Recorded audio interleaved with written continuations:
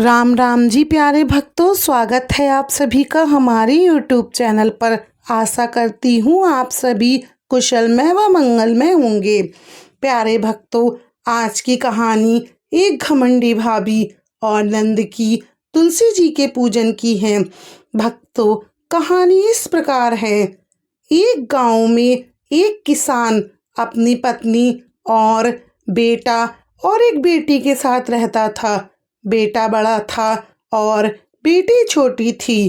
किसान अपनी खेतीबाड़ी करके अपने घर का गुजारा चलाया करता था, यानी अपने बच्चों का पालन पोषण अपनी खेती के द्वारा ही करता था। किसान ज़्यादा पैसे वाला तो नहीं था, लेकिन उसके घर में बहुत सुख शांति थी और बड़ी खुशी के साथ वे लोग अपने परिवार का भरण पोषण कर रहे थे। किसान की पत्नी भी बड़े धार्मिक विचारों वाली थी और जो किसान की बेटी थी उसका नाम मीरा था। मीरा अपनी माँ की तरह ही बहुत संस्कारी थी। मीरा अपनी माँ से पूजा पाठ सब सीख रही थी। मीरा की उम्र अभी सिर्फ 6 बरस की ही थी। मीरा अभी से पूजा पाठ किया करती थी और जो अपनी माँ के साथ में कार्तिक स्नान करने के लिए नदी के घाट पर भी जाया करती थी। धीरे धीरे इसी तरह समय बीत रहा था। मीरा अब 12 बरस की हो गई और मीरा का भाई जो था वो अब 16 बरस का हो गया था। इधर एक दिन जो किसान था वो अपनी पत्नी के साथ में खेतों में गया हुआ था और वहाँ पर अपने खेतों में हल चला रहा था। हल चलाते समय किसान के हल के नीचे एक नाग नागिन का जोड़ा आ गया, जिससे उनको गहरी चोट लग गई। नाग नागिन दोनों को। तभी नाग ने उछलकर जो था किसान उसको डस लिया। अब किसान को तो नाग ने डस लिया और किसान की पत्नी ने देखा कि किसान को नाग ने डस लिया है और उसके मुंह से झाग निकल रहे हैं। तो जो किसान की पत्नी थी वह भी दौड़कर जैसे ही अपने पति के पास गई तो उसके पैर के नीचे नाग आ गया। तो न किसान की पत्नी को भी नाग ने डस लिया और नाग नागिन वहीं घायल अवस्था में पड़े हुए थे और किसान की पत्नी भी दोनों को नाग ने डस लिया था।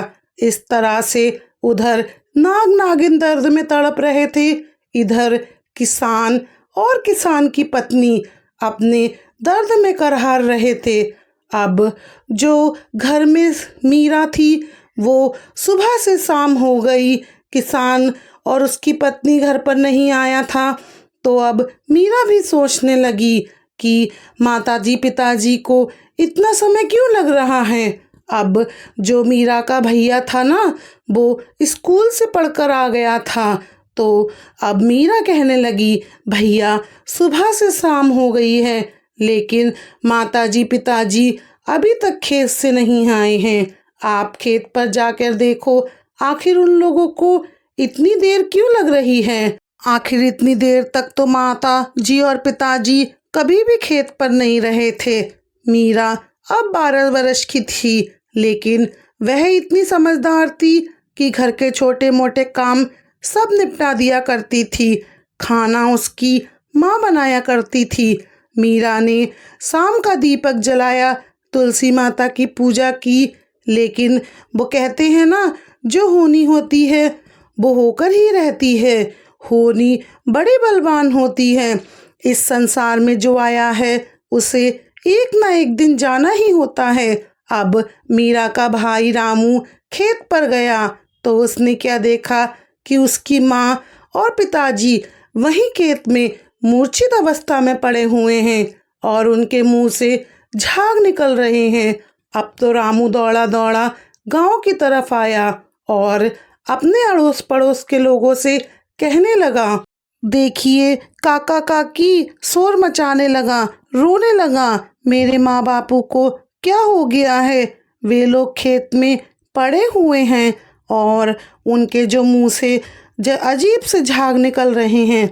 अब गांव वाले लोग सब इकट्ठा होकर उनके खेतों की तरफ गए तो उन्होंने देखा कि जो किसान था और उसकी पत्नी थी, उनके प्राण पखेरु उड़ चुके थे और दूसरी ओर जो नाग नागिन का जोड़ा था वो भी मर चुके थे।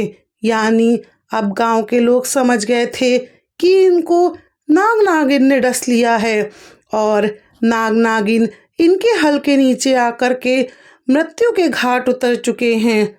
अब उन लोगों ने किसान और किसान की पत्नी के शव को घर ले आए और उनके अंतिम संस्कार की तैयारी की जाने लगी।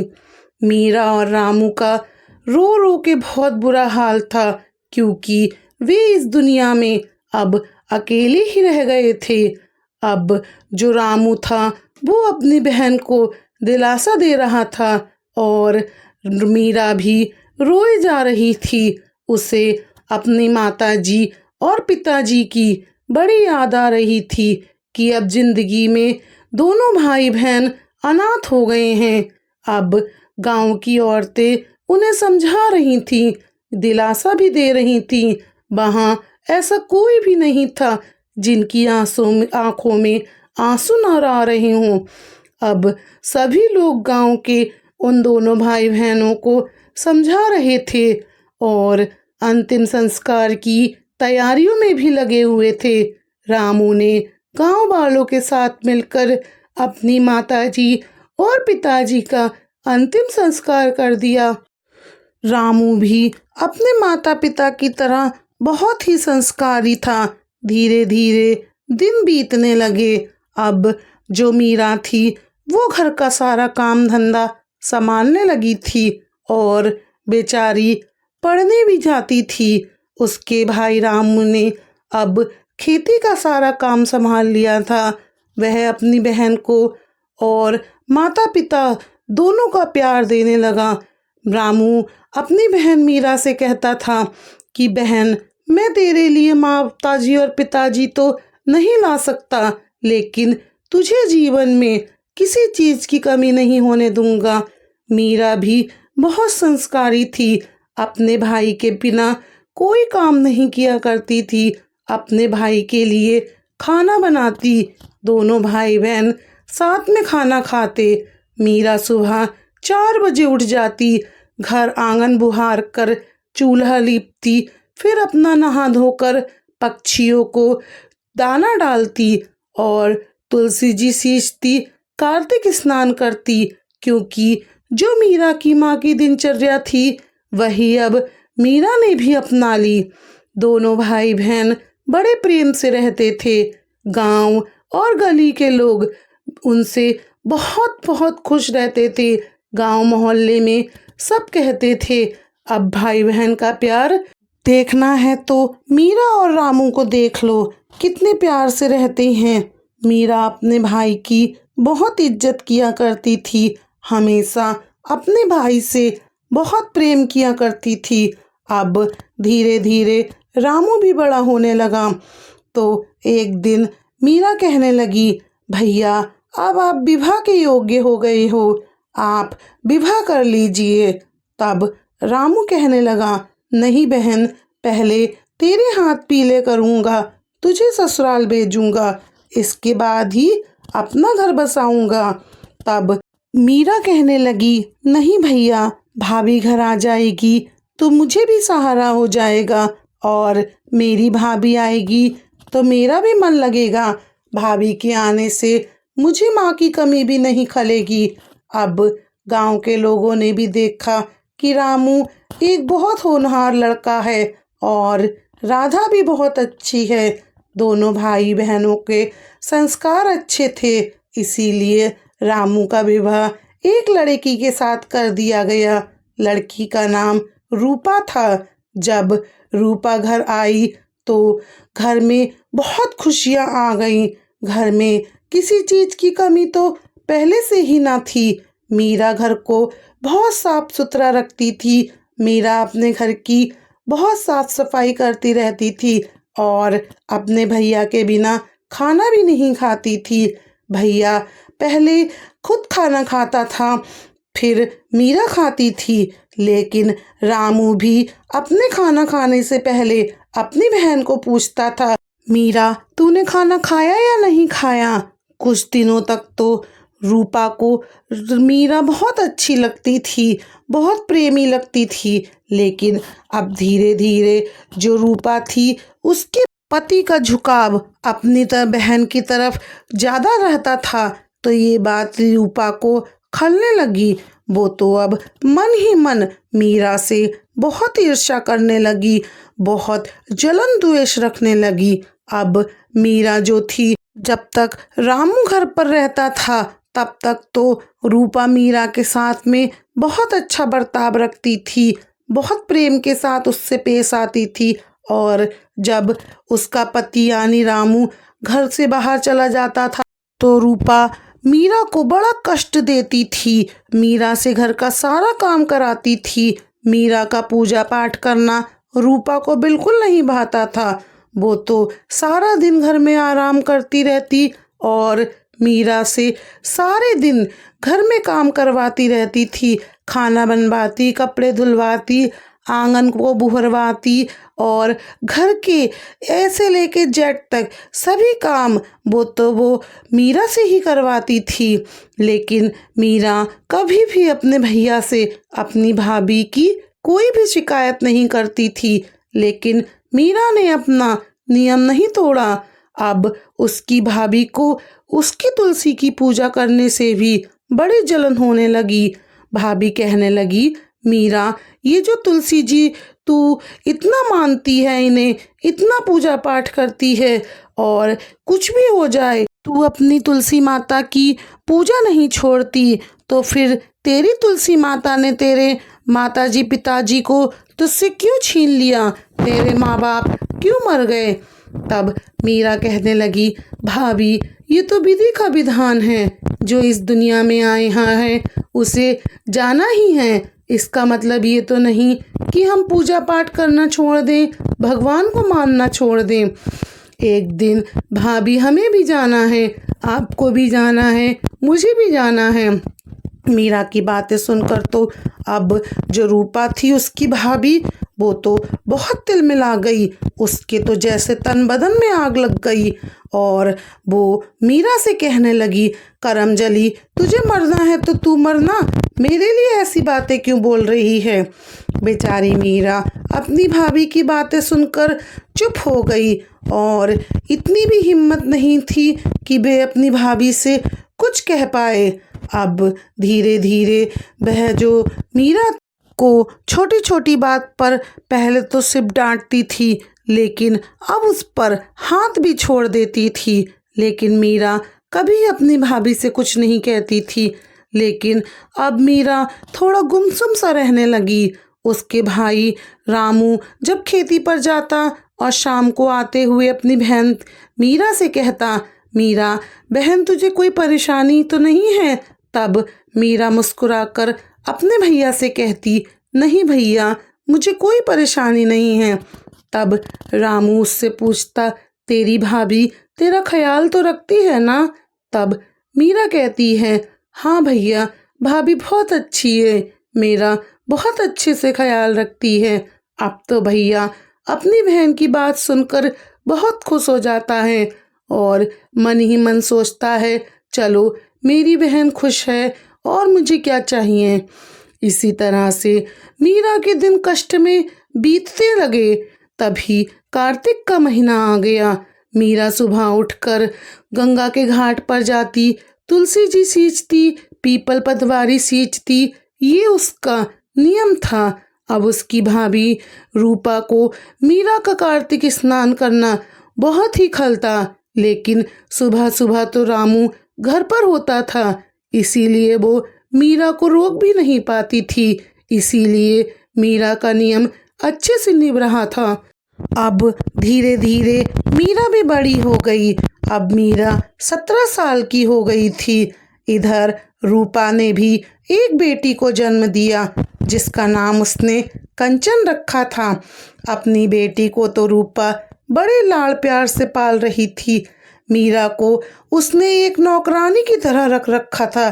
मीरा की औकात रूपा एक नौकरानी से ज़्यादा नहीं समझती थी और अपनी बेटी को तो वह बिल्कुल महारानियों की तरह रखती थी, बिल्कुल राजकुमारी की तरह बनाकर सजाकर उसे रखती थी और खुद उस घर की महारानी बनकर और हर चीज़ के लिए मीरा पर ही हुक्म बजाया करती थी। बेचारी मीरा खुशी खुशी सब काम किया कर देती थी।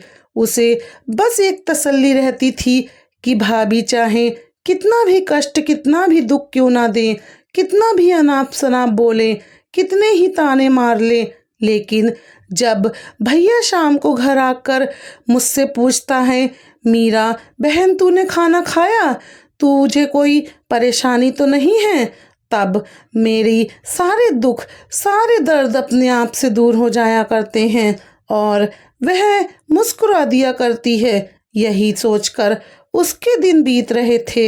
एक दिन जो रूपा थी वो सोचने लगी कि आखिर इस मीरा नाम की जो आफत है उसे कब तक अपने गले में डाले रहूं, क्यों ना इसका विवाह कर देती हूँ।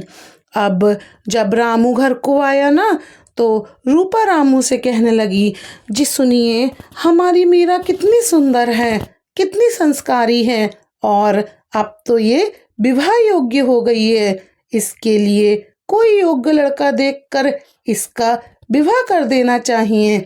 अंदर ही अंदर तो भाभी कुटिल चाल चलती रही, लेकिन अपने पति के सामने ऐसे जताती कि जैसे उसे मीरा की कितनी फिक्र है। अब तो रामू कहने लगा, हाँ भाग्यवान, मुझे इतना समय नहीं मिलता कि मैं अपनी बहन के लिए रिश्तेदारों से कहकर कोई अच्छा लड़का देखने के लिए जाऊं। मीरा अब विवाह योग्य हो गई है, यही सोच रहा था कि अब मुझे अपनी बहन का विवाह कर देना चाहिए। और रामू रूपा से बोला कि अगर तेरी नज़र में कोई लड़का है तो बता देना। तब रूपा बोली, हाँ मेरी नज़र में एक बहुत सुंदर लड़का है, बहुत ही अच्छा व्यापार है उनका, और आप कहो तो मैं बात चलाऊं। अब रामू तो बड़ा खुश होता है और रामू अपनी पत्नी से कहता है, तुझसे अच्छा भला लड़का मीरा के लिए कौन ढूंढ सकता है, इसलिए तू ही मीरा के लिए अच्छा लड़का देख ले। अब बात आगे चली। अब जो उसकी भाभी रूपा कहने लगी, ठीक है जी। अब रूपा के तो मन की बात पूरी हो गई थी। अब जो रामू ने कुछ पैसे रूपा को दे दिए कि इन पैसों से तू जो अपनी बहन मीरा के लिए गहने बनवा दे। अब रूपा कहने लगी, ठीक है, लेकिन रूपा मन ही मन सोचती है कि इस मीरा की बच्ची को तो एक ढेला भी ना दूं, ये सारे पैसे के गहने मैं अपनी कंचन के लिए बनाऊंगी। और यही सोचकर उसने कहा, ठीक है। और जो उसने लड़का मीरा के लिए देख रखा था वो बहुत ही गरीब घर का लड़का था। व्यापार के नाम पर उसके पास सिर्फ एक ठेला था जिसमें वो सब्जी बेचने जाया करता था। अब रूपा ने ये बात चलाई कि चलो मेरी नंद है, वो लड़की देखने आए। अब लड़के वाले तो मीरा की सुंदरता और गुण संस्कार देखकर बहुत खुश हो गए। उन्हें तो मीरा एक ही नज़र में पसंद आ गई और उन्हें चाहिए ही क्या था। वे लोग कहने लगे, हमें विवाह में कुछ नहीं चाहिए, हमें तो बस मीरा ही चाहिए। अब मीरा का विवाह तय हो गया। मीरा अपनी तुलसी जी की पूजा नियम कर्म जैसे पहले करती थी वैसे ही करती रही।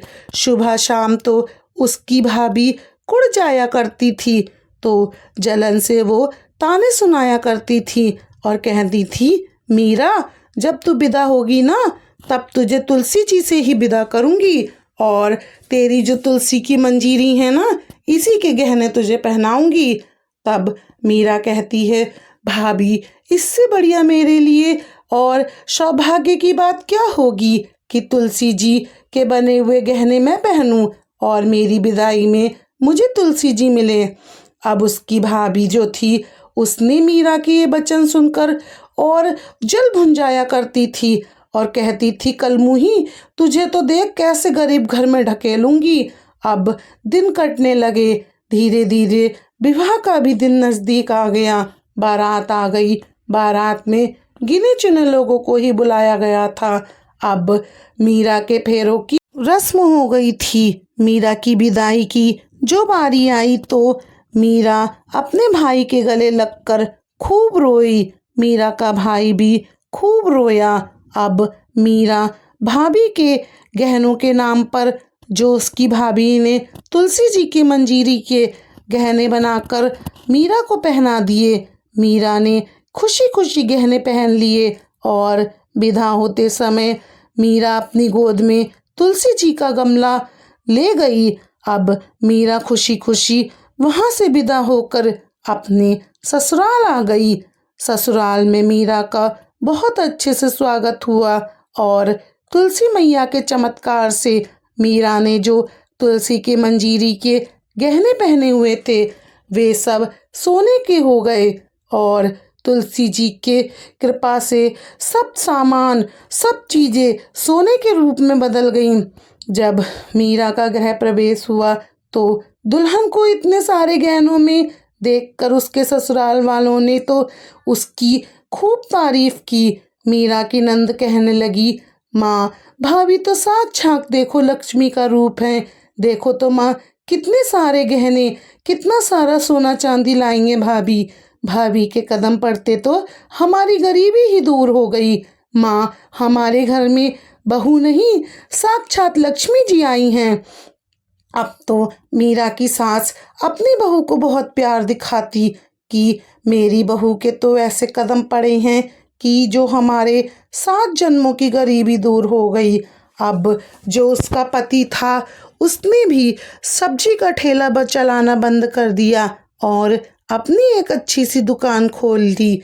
अब तो जो राधा थी उसकी ससुराल में 9 दिन 12 सिद्ध हो गए। ससुराल में वह अपना नियम धर्म करती तो उसकी सास बहुत खुश होती और कहती, मेरी बहू बहुत संस्कारी है, कितनी पूजा पाठ करने वाली है। उसे अपनी बहू को पूजा पाठ करते हुए देखकर बहुत खुशी होती। मीरा की सास तो मन ही मन उसे लाखों आशीर्वाद देती रहती कि ऐसी संस्कारी बहू तो मुझे हर जन्म में मिले, ऐसी पूजा पाठ करने वाली लक्ष्मी, और मुझे क्या चाहिए। तुलसी माता की साक्षात कृपा है। अब मीरा के दिन बदल गए। मीरा बहुत अमीर हो गई। धीरे धीरे समय बीता। उधर जो मीरा की भाभी थी वे ये सोचने लगी कि काफ़ी समय हो गया है, पता नहीं अब मीरा के दिन कैसे गरीबी में कट रहे होंगे। एक बार क्यों ना चल के देखना चाहिए कि गरीबी में रहकर कैसा महसूस होता है, और जरा मैं भी तो देखूं मीरा गरीबी में अपना जीवन यापन कैसे कर रही होगी, बहुत कष्ट उठा रही होगी। अब तो मीरा के भैया से रूपा कहने लगी, सुनो जी हमारी मीरा को विदा हुए बहुत समय हो गया है, एक बार भी हमसे मीरा मिलने नहीं आई और ना ही हमने उसको बुलाया। तब रामू भी कहने लगा, हाँ रूपा तुम ठीक कह रही हो, मेरा भी मन मीरा से मिलने के लिए बहुत तड़प रहा है। पता नहीं मेरी बहन ससुराल में कैसी होगी, लेकिन समय के अभाव के कारण मैं अपनी बहन से मिलने भी नहीं जा पाया हूँ। इसीलिए तू एक काम कर, मेरी बहन के लिए भेंट दे और मैं अपनी बहन से मिलने जाऊँगा, क्योंकि बहन के घर भाई कभी भी खाली हाथ नहीं जाया करते। तब वह कहती है, ठीक है जी। रामू खुशी खुशी अपनी बहन से मिलने के लिए चल देता है। तब रामू की पत्नी कहती है, जी सुनो मीरा को कुछ दिनों के लिए मायके ले आना। तब रामू और भी खुश हो जाता है और कहता है, रूपा तूने मेरी बहन को माँ की तरह प्यार दिया है, तू कितनी अच्छी है, तूने मेरी बहन का इतना ख्याल रखा है, मैं मीरा को जरूर लेकर के आऊँगा। तब उसका पति मीरा के ससुराल जाता है और मीरा के ठाट बाट देखकर रामू बहुत खुश हो जाता है और मन ही मन सोचता है कि मेरी पत्नी ने मेरी बहन के लिए कितना अच्छा घर बार ढूंढा है। वह मन ही मन अपनी पत्नी के लिए खूब खुश हो जाता है और भगवान से प्रार्थना करता है कि हे भगवान, मेरे को इस जन्म में ही नहीं, अब की सातों जन्म में ऐसी ही पत्नी देना। मेरी पत्नी ने मेरी बहन को इतना अच्छा ससुराल ढूंढ के दिया है, मेरी बहन की तो सारी चिंताएं दूर हो गईं। अब जो मीरा थी वो अपने भाई को देखकर खुशी से फूले नहीं समा रही थी। भाग दौड़ कर भाई से लिपट गई। भाई बहन दोनों को एक दूसरे को देखकर बड़ी खुशी हुई। अब मीरा आदर के साथ अपने भाई को घर के अंदर लाई, बिठाला, उसे अपनी राज खुशी सब दिखाई और भाई ने अपनी बहन से पूछा कि तू खुश तो है ना। तब मीरा ने कहा, हाँ भैया, मैं बहुत खुश हूँ। भाई ने कहा, मीरा, तेरी भाभी भी तुझसे मिलने के लिए बेचैन है। मीरा सब समझ तो गई थी कि भाभी मिलने के लिए क्यों बेचैन है, लेकिन वह अपने भाई के आगे कुछ नहीं कहती थी। कहने लगी, ठीक है भैया। तब वह अपनी बहन की सास से कहता है कि मौसी जी, मैं कुछ दिनों के लिए अपनी बहन को लेने के लिए आया हूँ। तब मीरा की सास कहती है, बेटा, वैसे तो मैं अपनी बहू को एक पल के लिए भी अपनी आंखों से ओझल ना होने दूं, लेकिन फिर भी इसका दिल भी करता होगा अपने मायके जाने के लिए। भैया, तेरी बहन इतनी संस्कारी है, ऐसी लक्ष्मी है, जिसके कदम हमारे घर में पड़े तब से हमारे घर में दिन दुगनी रात चौगनी होने लगी। अपनी बहन की तारीफें सुनकर रामू तो खुशी से नहीं फूले समा रहा था, उसका मन बहुत गदगद हो रहा था। अब अपनी बहन को रामू विदा कराकर मायके के लिए चल देता है। बहन मीरा काफ़ी गहनों में ऊपर से नीचे तक सजी हुई थी और मीरा ने बहुत महंगी साड़ी पहन रखी थी। मीरा जब घर पर आई तो मीरा को देखकर उसकी भाभी चक्कर खाने लगी।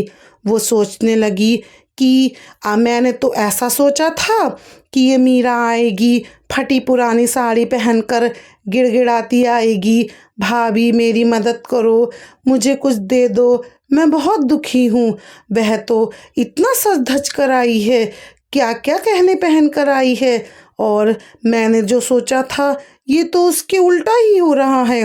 लेकिन मीरा को देखकर तो रूपा की आंखें फटी की फटी रह गईं और वो यही सोचने लगी कि आखिर ये चमत्कार कैसे हो गया। तब मीरा कहने लगी, भाभी इतनी हैरान ना हो।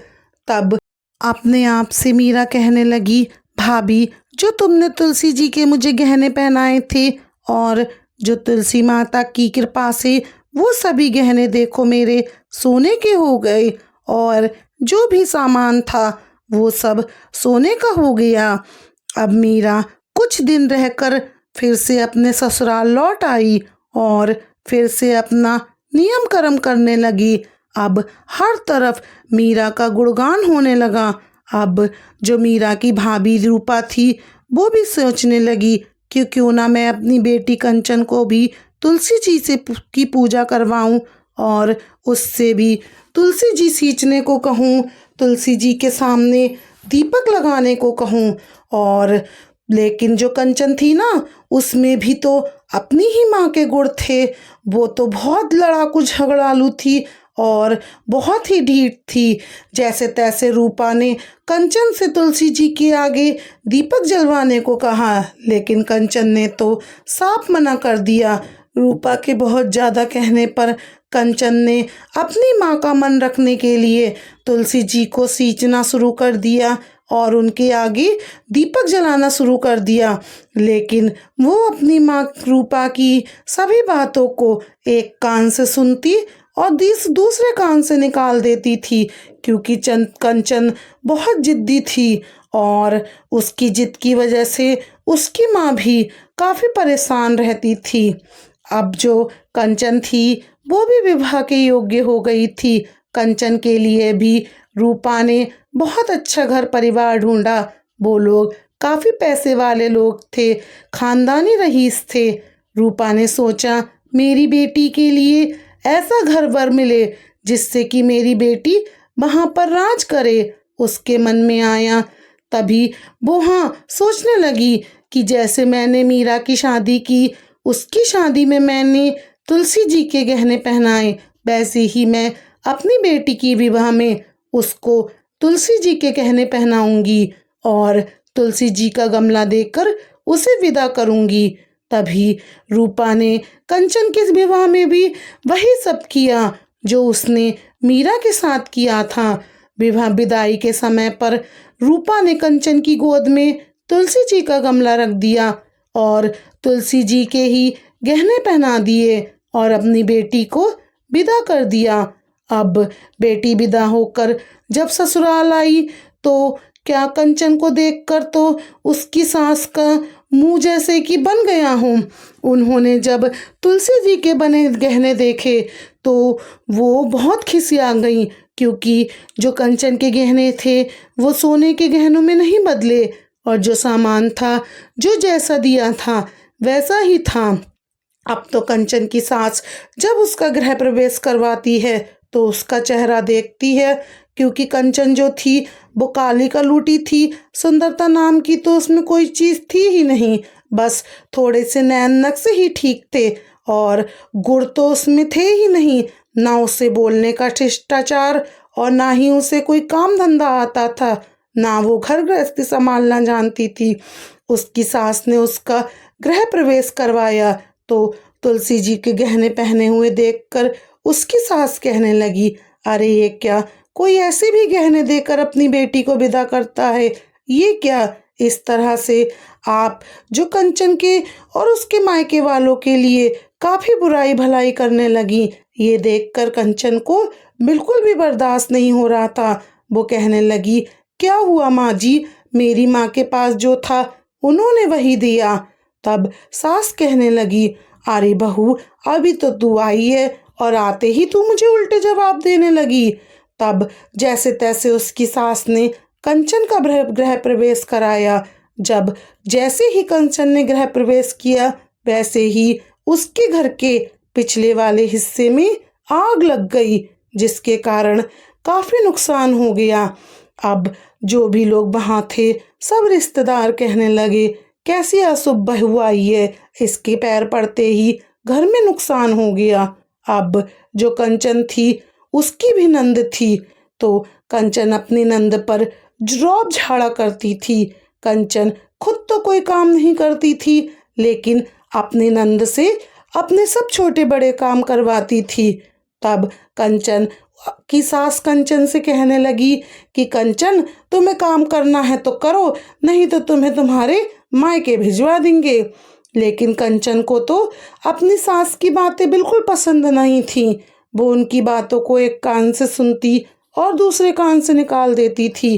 कंचन के उनके घर में जाने से उनके घर में जैसे दरिद्रता का वास हो गया हो, क्योंकि कंचन ना तो सुबह उठती थी, न नहाती धोती, ना कोई काम करती, बस जो भी खाना बना हुआ होता उसे खाने बैठ जाती। ससुराल में जो उसके आने से पहले ही दिन धीरे धीरे खुशहाली चली गई और उनके घर में गरीबी आ गई। कंचन के पति का लगा लगाया काम भी छूट गया। घर में भूखे मरने की नौबत आ गई थी। अब तो कंचन को भी मेहनत मजदूरी करने के लिए जाना पड़ता था, क्योंकि पेट भरने के लिए तो कमाना ही पड़ेगा, नहीं तो भूखे पड़े रहो। अब जो इधर कंचन की माँ थी रूपा, वो सोचती कि मेरी बेटी तो बड़ी ऐशो और आराम की जिंदगी जी रही होगी, और मन ही मन रूपा बहुत खुश होती थी, क्योंकि उसने अपनी बेटी के लिए बहुत अच्छा खानदान ढूंढा था। अब एक दिन वह अपने पति रामू से कहने लगी, देखो जी, कंचन को विदा हुए काफ़ी समय हो गया है, मेरा मन कंचन से मिलने को बहुत तड़प रहा है। तब रामू कहता है, हाँ कंचन की माँ, मैं कंचन को कुछ दिनों के लिए बुलाकर लेकर आऊँगा। अब जो रामू था वो अपनी बेटी के ससुराल जाता है और वहाँ जाकर देखता है कि उसकी कंचन की सास जो थी वो कंचन की इतनी बुराइयां करती है कि तुम्हारी बेटी जो है इसे कितनी मलिनता के साथ तुमने पाला पोसा है, इसने तो आते ही हमारे घर में दरिद्रता का वास कर दिया, तुमने अपना कलंक हमारे माथे मल दिया।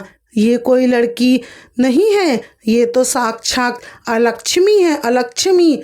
इसमें संस्कार नाम की तो कोई चीज ही नहीं है, ना तो इसे बोलने की तमीज, ना इसे घर गृहस्थी संभालने की तमीज, इसमें तो कोई गुण ही नहीं है।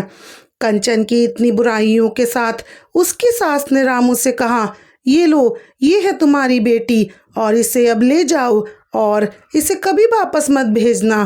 बेचारा रामू दुखी मन से अपनी बेटी को घर ले आया और कंचन को लेकर वह अपने घर आया तो अपनी बेटी की ऐसी हालत देखकर जो रूपा थी वो देखती ही रह गई।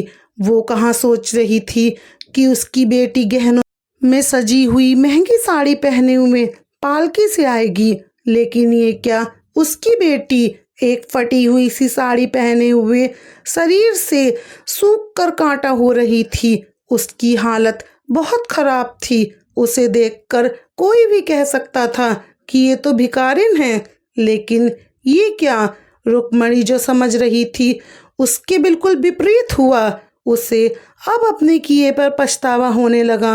वह कहने लगी, मैंने जो अपने नंद के साथ इतना छल कपट किया ये सब उसी का फल है। अब जो कंचन थी वह भी अपनी माँ से कहने लगी, माँ, तुमने हमेशा बुआ के प्रति साजिश रची और उसमें मुझे भी शामिल किया, इसीलिए मेरी दुर्दशा हुई है। अगर तुम बुआ के गुणों को परख कर और उन्हें अच्छी शिक्षा देती तो शायद आज मेरा जीवन भी सफल होता।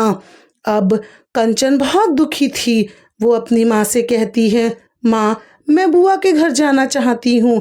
और इतना कहकर कंचन अपनी बुआ के घर जाती है तो राधा अपनी भतीजी को देखकर उससे बहुत प्यार करती है, क्योंकि वो तो अपनी भतीजी से पहले ही प्यार करती थी। अपनी भतीजी को मीरा घर में ले आती है, उसे भोजन कराती है। तब अपनी बुआ से कंचन माफ़ी मांगती है और कहती है, बुआ, मुझे माफ़ कर दो, मैंने अपनी माँ के साथ मिलकर तुम्हें बहुत दुख दिए हैं।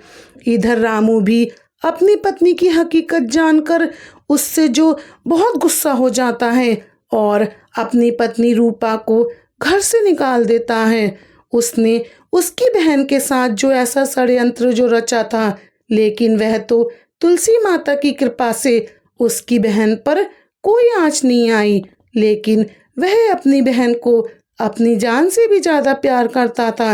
अब जो रूपा भी रोते गिड़गिड़ाते हुए वो अपनी नंद की ससुराल पहुंच जाती है। अब जो मीरा थी अपनी भाभी को देखकर बहुत खुश हो जाती है और उनका भी खूब आदर सत्कार करती है और उन दोनों से कहती है कि चलो, जिंदगी में जो भी तुमने गलत काम किए सो किए, लेकिन अब तुम भी कार्तिक स्नान किया करो, रोज तुलसी जी सींचा करो, तुलसी जी की कहानी कहा करो। अब कार्तिक का महीना जो चल रहा है, अब वो लोग सब मीरा के साथ घाट पर जाते। मीरा की सास, मीरा की नंद, मीरा की भाभी और कंचन, मीरा की भतीजी, घाट पर जाते, तुलसी जी सींचते, तुलसी जी में दीपक जलाते, पीपल पतवारी सींचते, गणेश जी की, लक्ष्मी जी की, कार्तिक जी की, सबकी कहानियाँ कहते सुनते, तुलसी माता की कहानी कहते। ऐसे ही उनका कार्तिक का महीना पूरा होने वाला था। तभी जो तुलसी माता की कृपा से रामू को अपनी पत्नी रूपा की याद आने लगी। अब रूपा को ढूंढते हुए रामू अपनी बहन के ससुराल आ गया और वहाँ से वह रूपा से कहने लगा, रूपा, मुझसे जो भी गलती हुई है मुझे माफ़ करना। मैंने तुझे घर से निकाल कर अच्छा नहीं किया। उधर अब जो कंचन के ससुराल वाले भी कंचन को लेने के लिए आ गए थे और बड़े आदर सत्कार के साथ उन्होंने कंचन को भी विदा कर दिया। क्योंकि कंचन अब अपनी बुआ के रंग में रंग गई थी। बिल्कुल उसने सब बुरे काम छोड़ दिए थे। चुगली करना, इधर उधर की बात को बढ़ाना, ईर्ष्या करना, सब छोड़ दिया था। वह अपने घर चली गई और वहाँ भी उसने अपने आंगन में तुलसी जी का पौधा लगाया। सुबह शाम उसकी पूजा करती, आरती करती, कथा कहानी कहती और अपनी सास को भी कार्तिक स्नान कराती। इस तरह से अब कंचन के भी दिल बदलने लगे। अब धीरे धीरे उसके पति का भी काम लग गया और उनके घर खुशहाली के दिन फिर से लौट आए। उधर रूपा भी रामू के साथ अपने घर आ गई और वो दोनों भी प्रेम से रहने लगे। अब मीरा का मायका भी बना रहा और कंचन और मीरा हर तीज त्योहार पर उसकी भाभी उन्हें बुलाया करती। कंचन से ज़्यादा मान सम्मान अब वो मीरा को दिया करती थी। अब तुलसी माता की कृपा से मीरा का मायका और ससुराल दोनों एक हो गए थे। तुलसी माता की कृपा से जो मीरा की पूरी जिंदगी सवर गई। अब जो कंचन थी वह भी अपने परिवार के साथ खुशी खुशी रहने लगी। उसके भी पहले जैसे दिन आ गए। इधर रूपा भी रामू के साथ प्रसन्नता के साथ जीवन जीने लगी। हे तुलसी माता, जैसे मीरा को आई वैसे सबको आना, जैसे कंचन को आई ऐसे किसी को मत आना। जो ये कहानी सुन रहे हैं, जो ये कहानी कह रहे हैं, सब पर अपनी कृपा बसाना। बोलो तुलसी मैया की जय। प्यारे भक्तों, अगर आपको ये कहानी पसंद आई हो तो प्लीज़ हमारे चैनल को सब्सक्राइब करें, वीडियो को लाइक और शेयर करें। भक्तजनों, कमेंट बॉक्स में तुलसी माता का जयकारा जरूर लिखिएगा, क्योंकि कार्तिक का पवित्र महीना चल रहा है और कार्तिक के महीने में तुलसी माता की सिर्फ कथा कहानी सह कहने से, सुनने से हमारे जीवन के सारे पाप धुल जाते हैं। प्यारे भक्तों, अगर आपको हमारी कहानी पसंद आई हो तो कमेंट बॉक्स में तुलसी माता की जय, पीपल पतवारी की जय, पीपल देव की जय जरूर लिखिएगा।